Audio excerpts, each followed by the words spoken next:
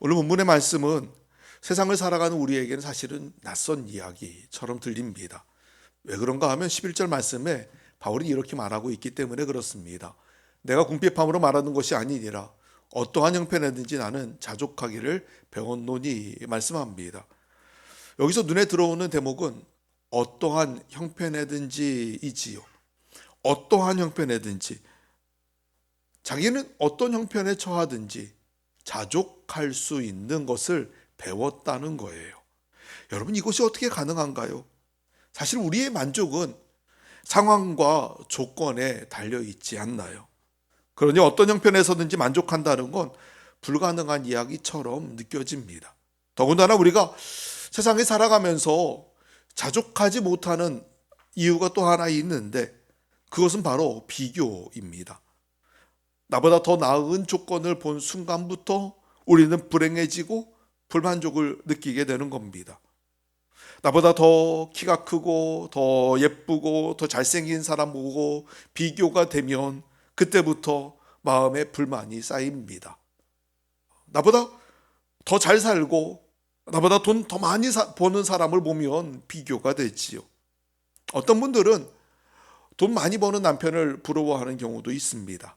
근데 사실 여러분, 그런 남편은 돈 버느라 가족끼리 오붓한 시간을 보낼 틈이 없는 경우도 많습니다. 물론 돈을 많이 버니까 감사한 것도 있겠지만 실제로 가정에서 따뜻하고 행복한 삶을 누리는 것이 쉽지 않은 것도 마찬가지이지요. 이것은 하나는 얻지만 또 하나는 잃어버리는 것이기도 합니다. 연예인처럼 잘생긴 남편, 예쁜 아내와 사는 게 여러분 부러울까요? 잘생긴 남편과 사는 아내의 고충을 여러분 아십니까? 너무 예쁜 아내와 사는 남편의 고충을 여러분 아십니까? 사실 그들은 늘 불안하다고 합니다. 유혹이 얼마나 많겠습니까? 그러니까 유혹하기 힘든 적당한 얼굴을 하고 살아가는 아내와 남편에게 감사하는 게 마땅한 거예요. 그렇죠? 혹시 여러분 옆에 부부가 앉아 계시면 옆에 보시고 감사합니다 하고 인사하세요. 감사합니다. 왜 감사한지는 집에 가서 설명하시면 됩니다. 우리 아내가 요즘 저에게 계속 하는 얘기 중에 하나가 갈수록 시골 아저씨 되고 있다고, 시골 아저씨처럼 하고 다닌다고 맨날 뭐라고 합니다. 감사한 거죠. 너무 잘생기지 않아서 얼마나 감사하겠습니까? 저도 감사합니다. 아이들을 또 비교하는 부모들이 있죠. 우리 아이가 공부를 조금 더 잘했으면 좋겠는데 하는 마음을 갖는 건 당연한 부모의 마음입니다. 그 마음을 갖는 이유는 다른 게 아니죠. 이 아이가 그래도 나중에 미래에 얘가 조금 더 행복한 삶을 살고 조금 더 편안한 삶을 살고 조금 더 꿈을 펼칠 수 있는 삶을 살았으면 좋겠다라고 하는 희망을 갖기 때문에, 그 마음이 있기 때문에 그 마음으로 아이가 그래도 조금 더 공부를 잘했으면 좋겠다라고 하는 마음을 다 갖는 거예요. 근데 그게 아니라 비교하는 마음을 갖는 경우들도 있습니다. 너는 왜 쟤보다 못해? 너는 왜 쟤만큼 못해? 라고 하는 마음들을 갖는 경우들. 사실 그러면 그 아이를 보면서 부모의 마음은 불만으로 가득해집니다. 아이도 마찬가지죠. 나를 남과 비교하는 부모를 보면서 비교당하는 삶에 아이도 불만과 불평을 가질 수밖에 없습니다. 그런 부모는요, 학교 반에서 5등을 했어도 불만입니다. 왜 너는 앞에 4명씩이나 있어? 그런 부모는 나중에 2등을 해도 불만입니다. 그 한 놈만 제치면 되는데 왜 그 하나를 하는 마음, 항상 불만과 불평을 이야기를 하죠. 여러분, 올림픽에서 금메달, 은메달, 동메달이 있는데 세 개의 메달 중에 제일 불행한 메달은 어떤 건지 아십니까? 은메달입니다. 왜 은메달인지 아십니까? 금메달이야. 당연히 금메달이니까 행복하죠. 여기에는 불평이 없습니다. 금메달은 당연히 행복합니다. 그런데 동메달은요, 그나마 덜 불행합니다. 왜냐하면 자기를 절대로 2등과 비교하지 않고요, 누구와 비교하냐면 4등과 비교합니다. 아싸, 나는 그래도 메달은 땄어, 이 마음은 갖게 되거든요. 물론 조금 더 잘해서 1등 할 수 있는 친구가 3등을 했다면 물론 이제 거기에 불만이 있겠지요. 그러나 정말 자기의 능력을 다 했는데 메달을 땄다. 여기에는 정말 기쁨이 넘치고 감사가 넘치는 거예요. 근데 은메달은 다릅니다. 은메달은 3등과 비교하지 않습니다. 누구와 비교하냐면 1등과 비교합니다.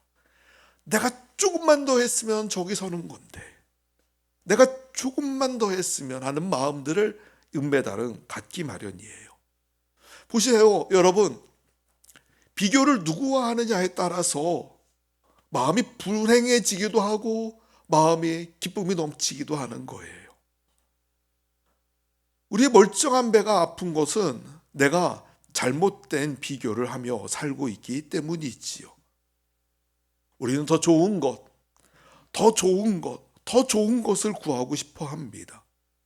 남보다 더 나은 것을 우리는 얻기를 원하지요.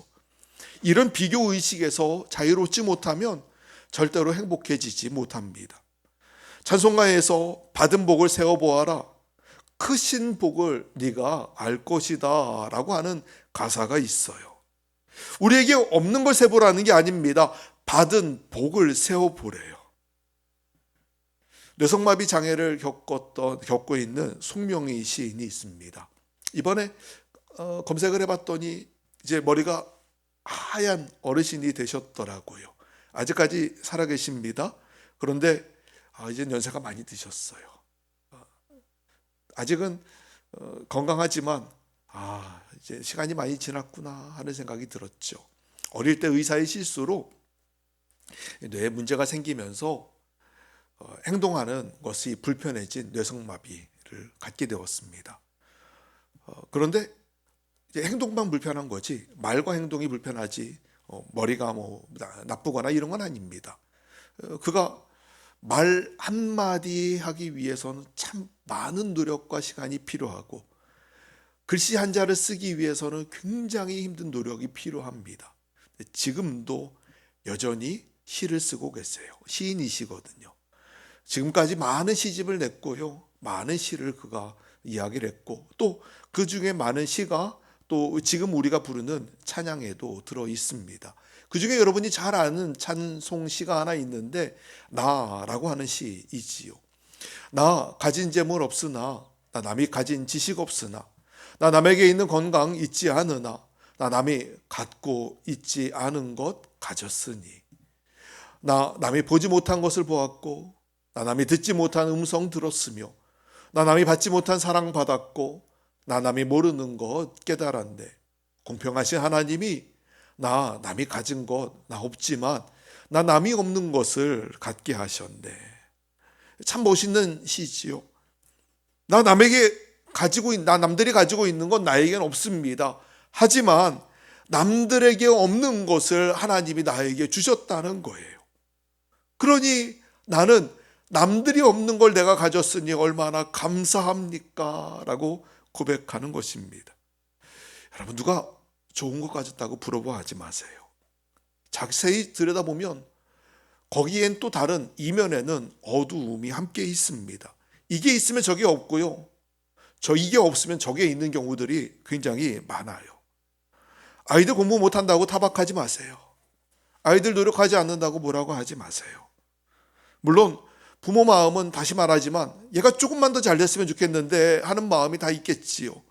그러나 때로 다 돌아보면 있는 모습 그대로도 감사하지 않은가요?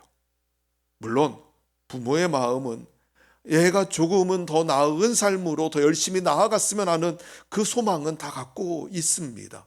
그러니 여러분 자녀들도 너무 또 뭐라고 불만하지 마세요. 부모 마음은 다 그렇습니다. 그러나 그럼에도 불구하고 비교하지 마시고 그 아이가 있는 것만으로도 하나님 앞에 얼마나 감사한지요. 우리가 있는 것에 감사하고 그것으로 인하여 하나님께 감사의 고백을 올려드리는 것. 사실은 이것이 자족하는 마음입니다. 사실 우리의 인생을 들여다보면 우리가 갖고 싶어 하는 것들이 참 많은데요. 갖고 싶어 하는 것들이 다 필요한 건 아닙니다. 꼭 필요해서 또 가지고 있는 것이 아닌 경우들도 우리의 삶에 참 많은 것들이 있습니다. 혹시 집에 냉장고 여러 개씩 갖다 두신 분들 혹시 계십니까? 보통은 다 한 개씩 있을 텐데 간혹 집에 냉장고가 두세 개씩 있는 집들도 있습니다. 집에 왜 냉장고가 두세 개씩 있느냐 하면 쟁여놓고 먹으려니까 냉장고가 필요한 거예요.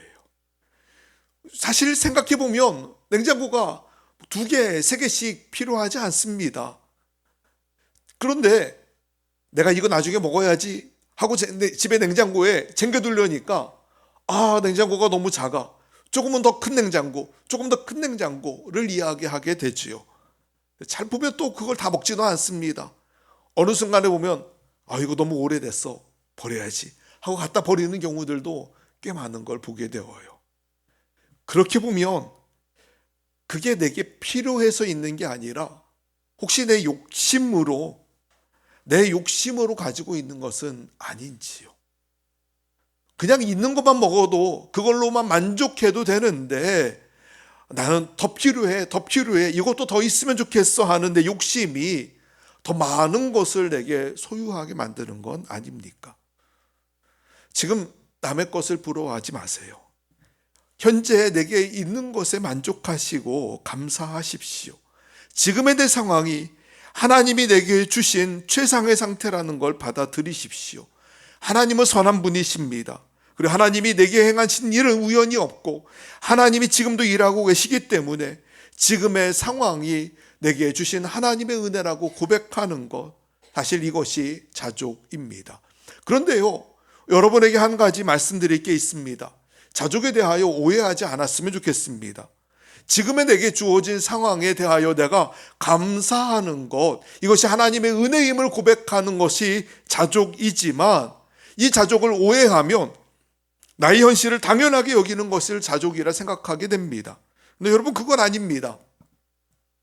지금의 내 상황에 만족하며 살면서 그래, 뭐 더 잘하려고 그래. 이 정도만 해도 괜찮아. 엄마, 자족하라 그랬어요. 내 성적에도 그냥 자족하세요. 만족하시고 더 이상 뭐라고 하지 마세요. 라고 말하는 게 자족은 아니에요. 그냥 내 미래를 향해서 나아갈 필요가 없다고, 미래에 대한 꿈을 가질 필요가 없다고, 현실에 만족하라고 말하는 게 자족은 아닙니다. 자족하면 꿈도 가질 필요도 없고 더 이상 잘 될 거라는 희망을 가질 필요도 없다는 얘기가 아니라는 거예요. 여러분, 자족은 그게 아닙니다. 지금의 내 상황이 하나님이 내게 주신 은혜임을 고백하는 게 자족인데요. 어떤 상황에 있든지 하나님으로 말미암아 감사할 줄 아는 게 결국 자족이라는 겁니다. 하나님 때문에 낙심하지 않는 거고요. 하나님이 계시기에 지금의 내가 지금 이 자리에 있는 것처럼 하나님이 계시기에 미래의 희망을 선포할 수 있는 것이 바로 자족입니다. 단순히 지금으로 만족하는 것이 아니라 내 삶의 주권이 하나님께 있음을 고백하는 게 자족이에요. 그러니 하나님 안에 있으면 미래에 하나님이 행하실 일을 기대할 수 있게 되고요. 하나님이 내 삶을 다스리신다는 것을 고백하게 되면 내 미래의 소망도 하나님 안에서 바라볼 수 있게 되는 것이죠.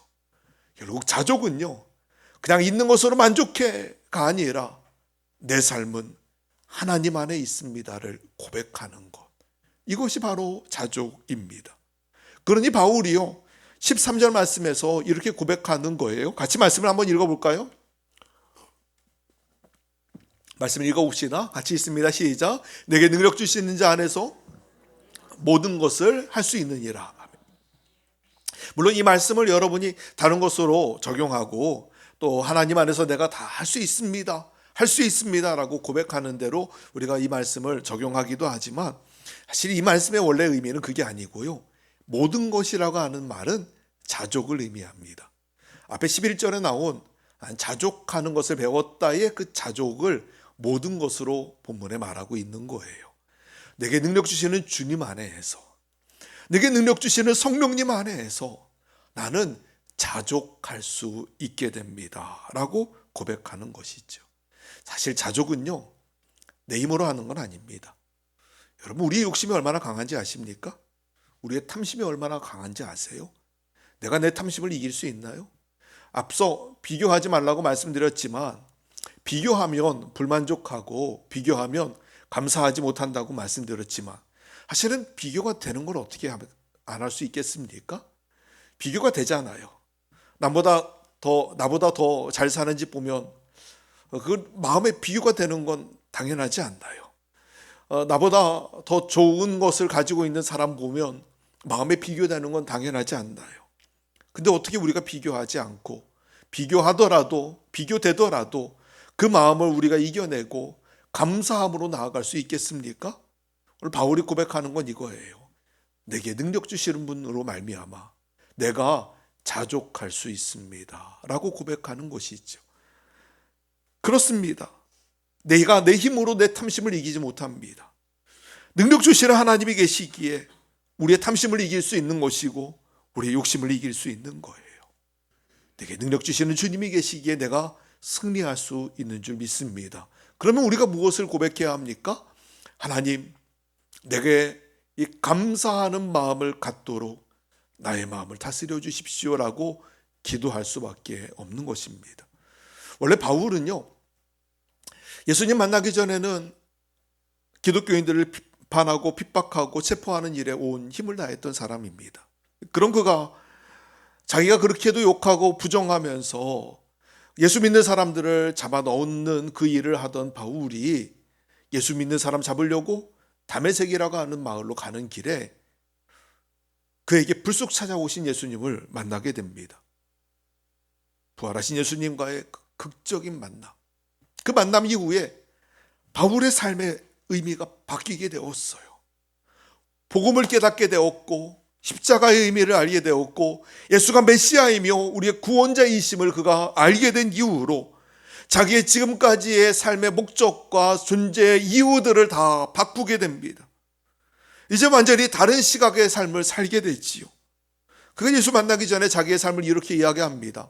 내가 전에는 비방자요, 박해자요, 폭행자였으나 자기는 비방자고 박해자고 폭행자였대요. 도리어 긍휼을 입은 것은 내가 믿지 아니할 때 알지 못하고 행하였습니다. 내가 예수 믿지 않을 때 내가 모르고 그 일을 했었다라고 말하는데, 그러면 예수 믿고 난 이후에 어떻게 바뀌었습니까? 내가 지금까지 했던 게 비방이었고 박해였고 폭행이었구나라고 되는 걸 알고 난 이후에 복음을 전하기 위해서 선포자와 사도와 교사로 그가 변화되게 됩니다. 그러면서 그의 복음의 삶에는 많은 어려움이 따랐습니다. 고린도후서 11장에 보면 그가 복음을 전하다 겪은 어려움들을 나열하는데요. 옥에 갇히기도 하고요. 40에서 하나 뺀 39대 그 매를 수없이 맞기도 하고요. 또 복음 전하러 가다가 배가 파산하면서 바다에 빠져 죽을 뻔한 위기도 3번이나 겪게 됩니다. 복음을 전하는 중에 굶기도 하고 목마르고 춥고 헐벗은 생활을 할 때도 너무나 많았습니다. 자, 그런데 바울은 놀랍게도요, 그런 생활을 하면서도 이전과는 다른 긍정의 태도를 보여주고 감사의 고백들을 날마다 하더라는 거예요. 특별히 바울은 육체의 가시를 질병을 가지고 있었습니다. 이 가시가 복음 사역에 방해가 되는 것을 알고는 하나님 앞에 3번이나 기도했지요. 하나님, 제 육체의 가시를 없애주세요. 그때마다 하나님 뭐라고 응답하십니까? 내 은혜가 너에게 족하다. 충분하다. 너는 이미 받은 은혜가 충분해 라고 하나님이 말씀하신 거예요. 그가 3번씩이나 그 응답을 받고 나서 확신을 갖습니다. 그리고 도리어 성경에 뭐라고 말하는가 하면 자기가 낙심하지 않고 도리어 기뻐하면서 오히려 자기의 약함을 자랑하는 사람으로 변화되었다라고 고백합니다. 어떻게 그가 이런 고백에 이 바뀌는 삶을, 변화된 삶을 살 수 있게 되었습니까? 그가 전에는 알았던 세상적인 욕망과 지식과 권력이 얼마나 허망한지, 그것이 배설물 같은지를 알게 된 것은 예수를 만났기 때문이지요. 우리가 오늘 빌립보 4장을 말씀 읽었는데 빌립보 3장 말씀에 보면 바울이 이런 고백이 나옵니다. 그러나 무엇이든지 내가 유익하던 것을 내가 그리스도를 위하여 다 해로 여길 뿐더러 또한 모든 것을 해로 여김은 내 주 그리스도 예수를 아는 지식이 가장 고상하기 때문이라. 바울이 예수 만나고 나니까요, 예수 만나고 나니까 그가 전에 그렇게도 원했던 것, 그렇게도 추구했던 것, 그렇게 소유하려고 했던 것들이 잘 보니까 이게 다 필요 없더라는 거예요. 정말 해롭게 여겨지고요. 나중에는 배설물처럼 취급되더라라고 얘기합니다. 성령께서 날마다 함께 하시니까요. 예수로 만족하게 되니까, 예수로 인하여 만족하니까 배고파도 괜찮아요. 배 불러도 감사하고요. 좀 가진 게 많아도 괜찮고요. 아니요, 없어도 괜찮아요. 왜요? 그게 중요하지 않거든요. 예수가 나와 함께 계시니 그 모든 것들이 다 의미가 없어진 겁니다. 사랑하는 여러분, 사람은요, 채울 수 없는 것을 채우려 할 때 불행이 찾아와요. 그런 면에서 오늘 우리가 분명히 기억해야 할 한 가지가 있습니다. 우리가 예수로 충만하게 되면 우리의 삶엔 불행과 불만들은 반드시 떠나가고 하나님이 주시는 이 기쁨과 감사가 우리에게 찾아오게 될 줄로 믿습니다. 자족은 다른 게 아닙니다. 자족은 주님으로 충만하게 되는 것입니다. 그런 의미에서 시편 23편 1절 말씀은 우리에게 자족이 어떤 것인지를 분명하게 보여줍니다. 같이 한 목소리 읽어봅시다. 시작. 여호와는 나의 목자시니 내게 부족함이 없으리로다. 아멘. 할렐루야. 아멘. 예수가 나의 목자가 되시니, 주님이 나의 구원자 되시니, 주님이 나의 주님이 되시느니 내게 부족함이 없습니다. 하나님으로 만족해지는 사람의 고백, 내게 무언가 꽉 채워지는 느낌, 하나님 안에서 주어짐을 우리가 고백하는 말씀이에요. 전에는 부러운 것이 많았는지 모르지만 주님 만나고 나니까 이제는 부러운 것이 없어졌다는 고백이에요. 부러움이 없어진 상태, 바로 하나님으로 말미암아 충만해진 것이지요. 간혹 아이들 중에 남의 것에 손대는 아이들이 있습니다. 왜 남의 걸 훔칠까요? 갖고 싶은데 가질 돈이 없어서? 여력이 안 돼가지고? 아니요, 꼭 그렇지만은 않습니다. 물론 남의 것에 손대는 아이들 중에 물론 가정 형편이 좀 어려워서 내가 저거 갖고 싶은데 나는 못 가지니까 부러워서 그럴 수도 있어요. 그런데요, 꼭 그래서만은 아닙니다. 보다 더 근본적인 이유가 있습니다. 그 근본적인 이유는 바로 결핍입니다.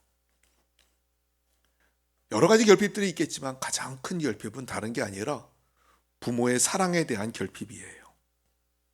부모에게서 사랑받지 못하고 인정받지 못한 가정의 아이들일수록 훔치는 행동을 보이는 경우가 많습니다. 이 아이들은요, 아무리 가져도 늘 허기집니다. 뭔가를 채워도 늘 부족합니다. 내게 조금만 더 있으면 좋겠는데, 내게 조금만 더 있으면 좋겠는데 하는 마음들을 언제나 갖습니다. 그 마음의 근본은 사랑받지 못한 마음, 공허한 마음에서 오는 거예요. 그 결핍을 어떤 방식으로 채워야 할지 모르니까, 아니 채울 방법이 없으니까 남의 물건을 가져오는 것으로 채우려 하는 것이죠. 그런데요, 사랑이 풍족한 가정의 아이들은요, 조금 부족해도 괜찮아요. 가정 형편이 좀 어려워도 괜찮아요. 조금 어려워도 서로 사랑하고 힘이 되는 가족이 있으니까 어떻게든 이겨낼 수 있다는 걸 알고 있거든요. 그냥 굳이 저거 내가 안 갖고 있어도, 굳이 내게 이것 없어도 그래도 있는 것으로 감사할 수 있는 건 부모가 주는 사랑이 있기 때문에 그렇습니다. 여러분, 하나님의 자녀들은 동일한 모습을 갖는 거예요. 천하를 다 가질 것 같이 꽉 채우도록 내게 무언가를 채워 넣어야만 만족함이 있다면 여러분, 거기에는 하나님이 안 계신 겁니다. 혹시 여러분 지금 불만의 마음들을 가지고 계신가요? 자족하고 감사하는 삶의 영성이 여러분 가운데 혹시 없으신가요? 그렇다면 내게 뭔가가 필요해서가 아니고요, 내 안에 주님이 계시지 않아서인 경우가 더 많다는 겁니다. 정말 주님이 내게 계신다면요, 여호와는 나의 목자시니 내게 부족함이 없으리로다 라고 하는 이 고백처럼 주님이 내 안에 계신다면요, 우리는 사실 다른 것이 의미가 없어지기 때문이지요. 불교는 비움을 강조하지요. 내게 뭔가를 계속 비워야 된다고 얘기를 합니다. 법정 스님이 쓴 책 중에 무소유라고 하는 책이 있습니다. 76년인가에 쓴 책으로 제가 알고 있어요. 제가 사실은 그 불교책을 몇 개를 갖고 있습니다. 그래서 이 법정 스님의 무소유라는 책도 가지고 있는데, 얼마 전에 책장을 정리하면서 책을 좀 많이 버렸습니다. 사실은 그래서 내가 이 책도 버렸던가 하고 이제 찾아봤는데 작은 책인데 있더라고요. 안 버렸네 하고 제가 봤습니다. 근데 검색을 해보니까 이 법정 스님이 그 책을 쓰고 나중에 돌아가실 때 이제 그 인세라고 하죠. 책 출판에 대한 저작권료를 본인이 더 이상 갖지 않게 되니까 그 저작권 문제를 해결하려고 더 이상 책을 찍지 말라고 유언을 남겼습니다. 그래서 그 책을 이제는 안 나와요. 책이 안 나와서 책을 찾는 게 굉장히 어렵답니다. 신간은 없고요. 도서관에 가도 없는 경우들이 꽤 많다고 하고, 어디 뭐 중고 책방에 가도 찾기가 굉장히 힘들다고 합니다. 그래서 한동안 그 책이 절판된다는 얘기에 중고 책값이 막 10만 원, 어떤 책은 100만 원까지 올랐다 그래요. 봤는데 그 책이 있는 거예요. 이 책을 내가 하는 생각이 들어가지고 싹 펼쳐봤더니 선물 받은 책이더라고요. 제가 산 게 아니고 누가 저한테 선물을 줬는데 거기에 뭐 어떤 목회자 되기를 이게 써놨어요. 앞에다가 못 팔겠다. 이 목회자 되기이라고 하는 책이 써 있는데 이거를 누군가 불교책을 팔면 이거 뭐야 할 것 같아서 그냥 다시 껴놨습니다. 안 버렸고요. 그냥 놔뒀습니다. 언젠가 값이 더 오르면 하는 마음은 있지만 팔기는 어려울 것 같아요. 근데 어쨌든요, 이 무소유라고 하는 얘기를 하잖아요. 비우는 것, 소유를 내려놓는 것, 그걸 강조하는 이유는 뭔가 하면은요, 다른 게 아닙니다. 소유하려는 욕구에서 해방되기 위해서는 계속 내가 소유하려는 마음들을 다 내려놔야 되는데, 그걸 위해서는 오히려 소유 자체를 아예 없애버리는 것으로까지 가는 게 소유하려는 욕구에서 해방되는 방법이다 라고 얘기를 합니다. 여러분 이해가 되십니까? 뭔가를 계속 갖고 싶어요. 근데 가지려는 마음을 우리가 이겨내려면 어떻게 해야 되는가? 아예 안 가지려고 노력하면 된다라고 얘기를 하는 거예요. 그런데요, 여러분 아십니까? 비워지면 비워질수록 자유로워지는 게 아니라 오히려 더 공허해집니다. 기독교는 비움을 얘기하긴 합니다. 그러나 비우는 게 목적은 아닙니다. 기독교의 비움은 비움이 목적이 아닌 채우기 위한 비움이에요. 내 안에 쓸모없는 것들을 비워버림으로 무엇으로 채우는가 하면 하나님으로 채우는 것이지요. 사람은요, 다른 것으로 그 공허함을 만족시킬 수 없습니다. 오직 하나님으로만 채울 수 있는 거예요. 사람이 다른 것으로 채우고 또 채우려 하면 언제나 불만으로만 가득해지게 됩니다. 우리 안에 결핍의 마음이 쌓이게 되고 다른 것으로 채우려 할 때에는 다른 것에 집착하게 되면서 불평과 불만이 쌓여가게 되지요. 오늘 우리에게는 감사의 영성이 필요합니다. 그것은 내가 세상의 다른 것으로 채우는 것이 아니라 하나님으로 나의 삶의 만족을 채워가는 과정, 이것이 바로 자족의 감사의 영성이지요. 그런 면에서 시편 23편 말씀, 여호와는 나의 목자시니 내게 부족함이 없으리로다 하는 고백은 하박국 3장의 말씀과도 함께 연결됩니다. 하박국 3장 말씀 같이 읽어볼까요? 같이 읽습니다. 시작. 나는 여호와로 말미암아 즐거워하며 나의 구원의 하나님으로 말미암아 기뻐하리로다. 앞에 우리가 불렀던 찬양의 가사이지요. 무화과 나뭇잎이 마르고 하는 그 찬양 가사, 하박국 3장에 나오는 말씀입니다. 그 여러분 말씀을 기억하십니까? 무화과 나무에 열매가 없습니다. 감람나무, 올리브나무에 열매가 없습니다. 밭에서 소출이 나오는 게 없습니다. 봄, 여름, 가을, 겨울 하나씩 나와야 되는 곡식들이 있고 열매들이 있는데 여러분 나오는 게 하나도 없어요. 뭐 먹고 살까? 그러면 소 젖이라도 짜고 양 젖이라도 짜서 먹어야 되는데 봤더니 양우리에 양이 없습니다. 외양간에 소가 없습니다. 정말 아무것도 없는 거예요. 아무것도 없는 그 삶의 상황. 오늘 이 시인이, 이 하박국 선지자가 하는 말은 내게 지금 아무것도 없지만 나는 즐겁고 기쁩니다 라고 고백해요.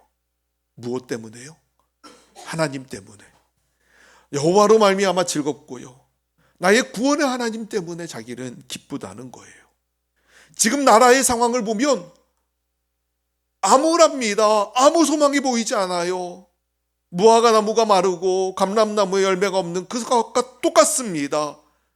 아무것도 소망 보이지 않는 그 상황이지만 하박국 선지자가 이 고백을 하는 이유는 나의 그 구원의 하나님이 앞으로 우리 안에 행하실 일들이 있음을 내가 믿기에, 그것을 기대하기에 그 하나님으로 말미암아 나는 기뻐하고 감사합니다라고 고백하는 거예요. 사랑하는 여러분, 자족이 바로 이런 겁니다. 내게 능력 주시는 자 안에서 내가 만족하는 삶을 살 수 있습니다라고 바울이 고백한 것처럼 바라기는 저와 여러분도 그렇게 여러분의 삶에 감사로 반응하는 자가 되시기를 주의 이름으로 축복합니다. 이것이 우리가 가져야 될 기도 제목입니다. 세상은 더 가져야 만족한다고 얘기하고 더 많이 가져야 된다고 가르치지만 여러분, 그 거짓에 속지 마세요. 우리는 가지면 가질수록 더 행복해질 것 같다고 생각하지만 사실 그렇지 않습니다. 가지는 것으로 만족을 채우지 못합니다. 우리의 만족은 오직 하나님 안에 있음을 여러분이 꼭 기억하십시오. 이미 하나님 우리에게 더 충만하게 주셨습니다. 말로 다 할 수 없는 하나님의 놀라운 은혜가 우리 가운데 있고 그 사랑이 우리의 삶에 이미 충만합니다. 죄사함의 은혜, 하나님의 자녀된 권세, 하나님이 우리에게 주신 은혜들을 일일이 열거할 수 없을 정도로 우리는 이미 충만한 복을 받은 자입니다. 주님이 우리의 충분 조건이 되십니다. 세상의 그 어떤 것으로는 채울 수 없는 것을 하나님은 우리에게 이미 채워주셨습니다. 그리고 앞으로도 채워 가실 것입니다. 그러니 주님 안에 있으면 참 감사가 넘치는 것이지요. 오늘 저와 여러분에게 그렇게 모든 상황에서도 감사할 수 있는 자족과 감사의 영성이 여러분 가운데 있기를 주의 이름으로 축원합니다. 예배가 무엇입니까? 감사함으로 나아가는 거예요. 감사함으로 하나님 앞에 나아가는 것. 찬송이 무엇입니까?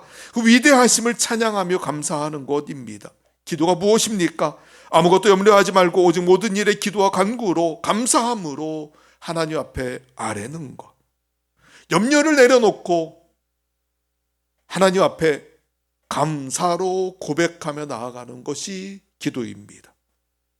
기도의 시작은 감사예요. 모든 삶의 행위가 감사 빼놓고는 아무것도 설명할 수 없습니다. 우리 신앙생활에 감사를 빼놓고는 그 어떤 것도 이야기할 수 없습니다.